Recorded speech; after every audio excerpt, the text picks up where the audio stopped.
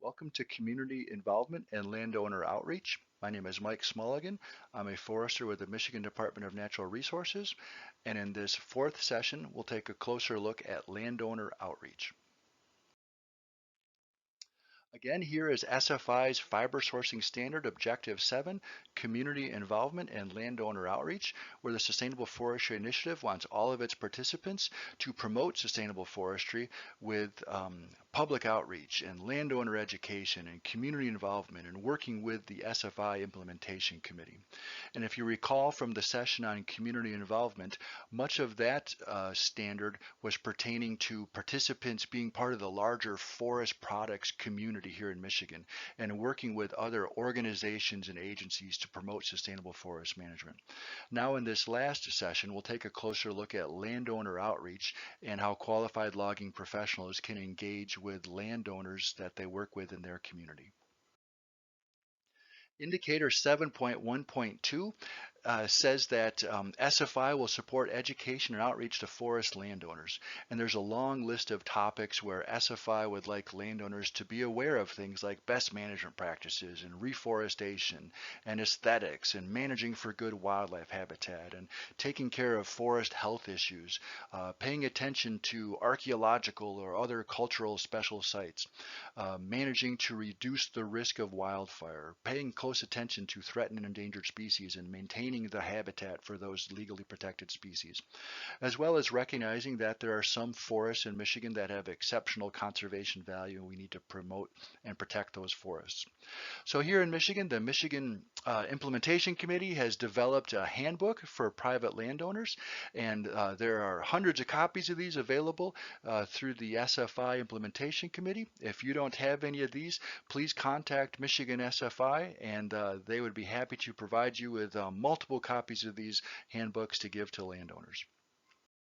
However, we recognize that qualified logging professionals are not necessarily in the business of giving out brochures and educational materials to landowners, but there's one thing that you can do to incorporate some of these concepts into your own practices that will help you do a better job of providing outreach and education to landowners.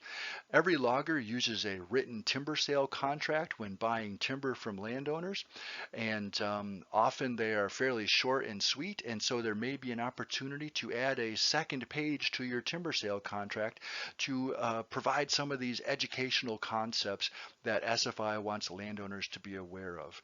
Certainly, you should identify yourself as a qualified logging professional that's been trained through the Sustainable Forestry Initiative, and that in conformance with SFI's principles and standards, you're following best management practices to protect water quality and protecting special sites and maintaining the habitat for legally protected, threatened, and endangered species. All of the things that SFI wants you to educate landowners on, you could refer to some of these things in your timber sale contract and reassure the landowners that you're working with that you are taking good care of their woods and are applying SFI's principles and objectives for good land management when harvesting timber on their land. If you'd like some sample language to consider incorporating into your contract, please contact me. My email is on the front slide of this video, and I'd be happy to provide some sample language for you to incorporate into your timber sale contract. Indicator 7.13 says that the Sustainable Forestry Initiative is going to promote and support other programs that are helping to lower property taxes and providing other types of incentives and promoting conservation easements to protect forests here in Michigan. There's a couple of programs that help landowners lower their property taxes, and we'll talk about that more in the next slide.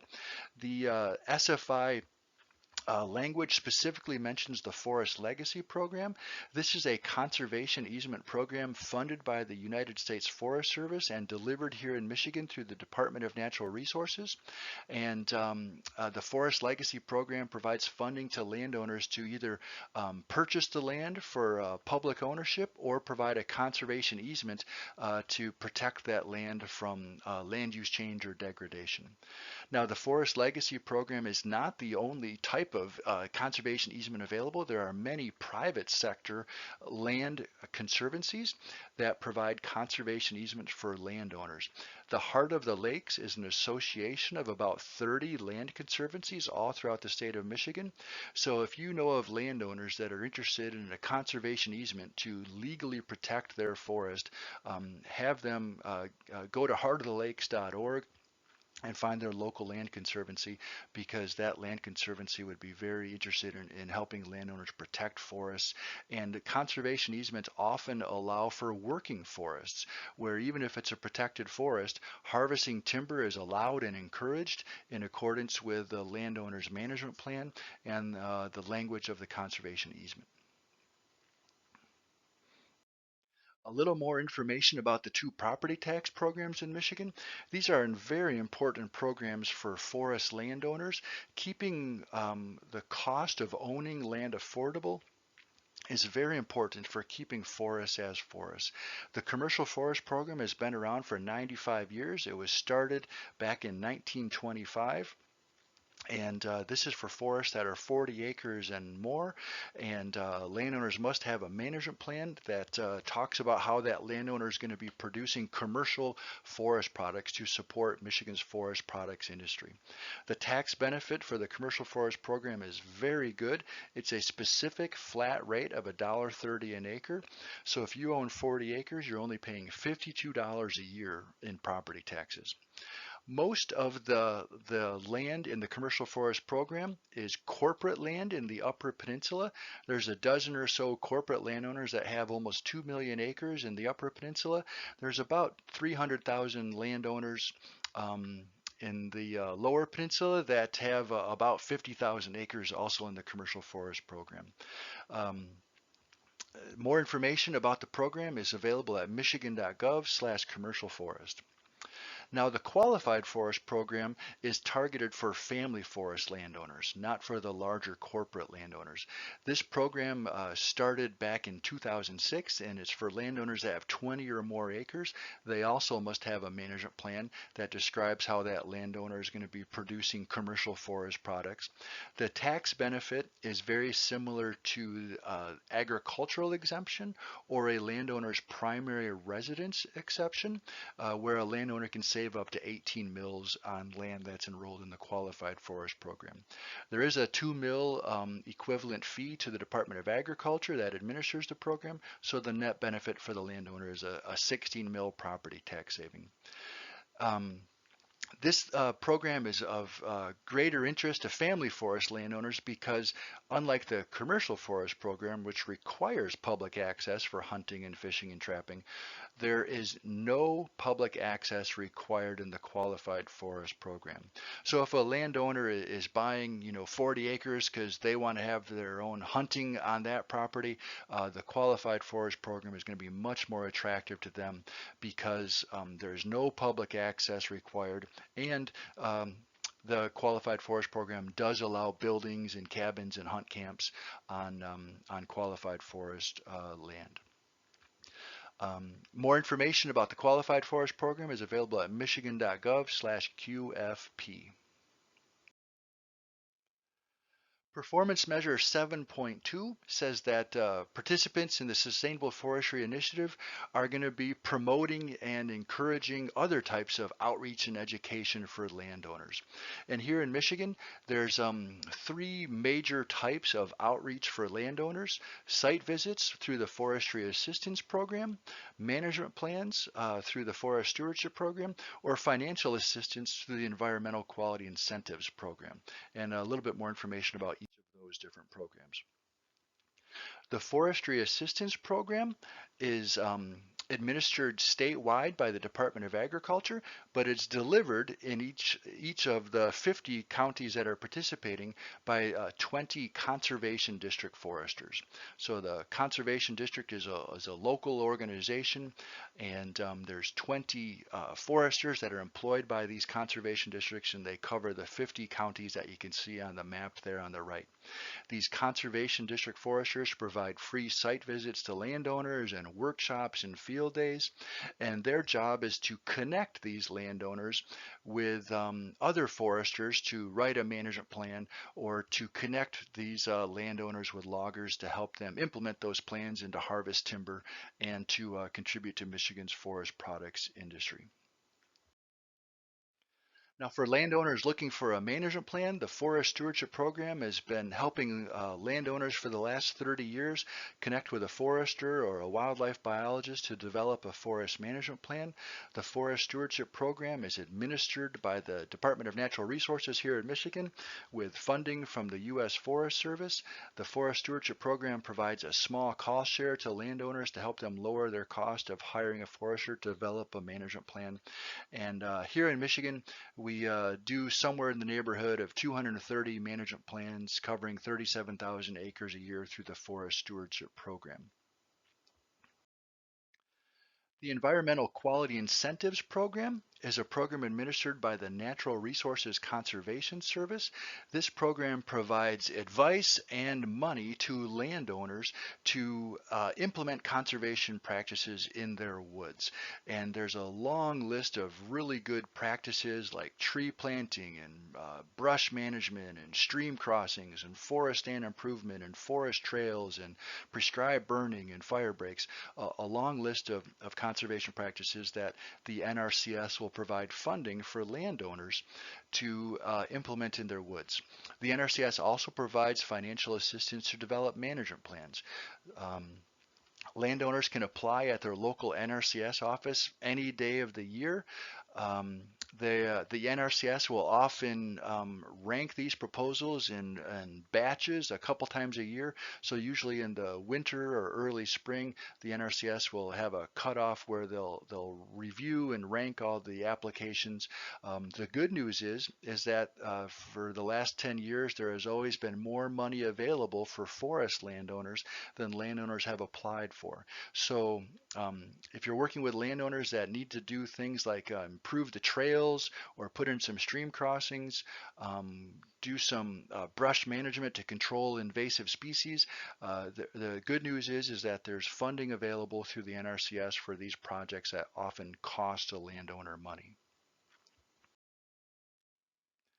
Indicator 7.2.1 says that the Sustainable Forestry Initiative is going to promote field tours and workshops and educational trips and self-guided forestry trails and working with local forestry organizations and conservation districts. And there's a lot of activity going on in Michigan related to all of these activities. So I'd like to take a slide or two on each of these so that qualified logging professionals are aware of the things that are happening in Michigan regarding these different types of landowner outreach. And loggers are always welcome to participate in all of these events. The American Tree Farm System hosts field days throughout the entire state of Michigan. Usually 5 to 10 field days each year. We go out and visit a tree farm that's certified and go for a walk in the woods with a landowner and a group of other landowners to take a look at the things that that landowner is doing. And landowners are always interested in timber sales and seeing the work that loggers do in the woods. And so we would love to host some field days with loggers to showcase good logging practices and good forest management. The Michigan Tree Farm Committee provides funding to help cover the cost of these expenses. And Nia Becker is the Conservation District Forester for Clare County. She is in charge of field days, and you can see her contact information there if you would like to host a field day somewhere here. The Michigan Forest Celebration is an annual meeting that's two landowner organizations, the Michigan Forest Association and the Michigan Tree Farm System, are working together to host a big meeting for landowners every year. In 2020, the meeting will be in Petoskey on September 18 and 19, and we're hoping to have 150 to 200 landowners come to Petoskey and tour some really interesting forests in the Petoskey area. I believe that the 2021 Michigan Forest Celebration will be in the Upper Peninsula. The exact location and date has not been determined. But more information about the big Michigan Forest Celebration is at Michigan Forest Association's website, michiganforest.org. Another interesting thing related to field trips and field days is Wheels to Woods. So there are lots of schools in Michigan that want to take their students on a field trip to a local forest. Unfortunately, schools don't have adequate funding for transportation for field days. So the Michigan Tree Farm Committee has obtained funding from the U.S. Forest Service and the Michigan Association of Timbermen and others in the forest products community here in Michigan to provide transportation funding for schools to go on a field trip to any forest or forest products company. And Wheels to Woods will provide up to $350 per bus and up to $1,000 per school for students to go on a field trip to visit a local forest products company or local forest. And here you can see a couple photos of this is Jed Plasky Logging up in the western Upper Peninsula hosting a field trip with Ewan Trout Creek schools, and those kids had a great time out in the woods, seeing loggers working out in the woods, and those are our favorite Wheels to Woods trips when young people get to go out in the woods and meet a logger and see the work that you folks do in the woods. The SFI principles and standards talk about self-guided forestry tours, and there's not a lot of those here in Michigan, but one self-guided forestry tour that you should be aware of is that the biggest canopy walk in America is located here in Michigan, down in southeast Michigan in Midland. So the Whiting Forest is part of the Dow Gardens, and just last year in 2019, the Whiting Forest Canopy Walk opened, and this is, I believe, over a mile of canopy walk through the forest in Midland. And it's a great opportunity for people to get out in the forest and see the woods from a different perspective, 20 and 30 feet off the ground up in the canopy. Really interesting place, and every forester and logger and forest owner really ought to think about going down to Midland sometime to go for a walk on this canopy walk.